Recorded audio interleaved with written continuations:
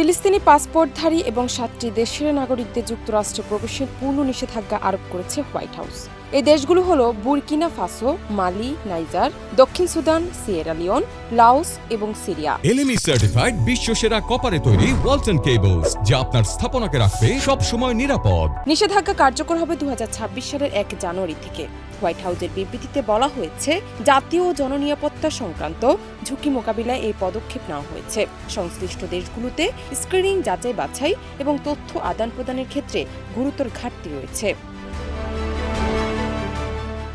এর আগে 2025 সালের নভেম্বরের শেষ সপ্তাহে যুক্তরাষ্ট্র 19টি দেশের নাগরিকদের জন্য অভিবাসন সংক্রান্ত সব ধরনের কার্যক্রম স্থগিত করেছিল এবং পরে অভিবাসন নিষেধাজ্ঞার তালিকাকে সম্প্রসারণ করে অন্তত 32টি দেশে উন্নীত করার পরিকল্পনা নেওয়া হয়েছে।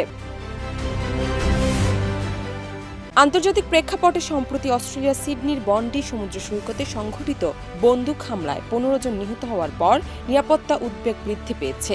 বিশেষজ্ঞরা মনে করছেন, এই পরিস্থিতি ফিলিস্তিনি পাসপোর্টধারীদের বিষয়ে ট্রাম্প প্রশাসনের কঠোর অবস্থানকে প্রভাবিত করে। তবে সিরিয়ার নাগরিকদের উপর নতুন নিষেধাজ্ঞা অনেকের কাছে অপ্রত্যাশিত, কারণ অল্পদিন আগে সিরিয়ার প্রেসিডেন্ট আহমেদ সারা হোয়াইট হাউসে প্রেসিডেন্ট ট্রাম্পের সঙ্গে বৈঠক করেছিলেন এবং তার আগে যুক্তরাষ্ট্রের নিষেধাজ্ঞা প্রত্যাহার করা হয়েছিল।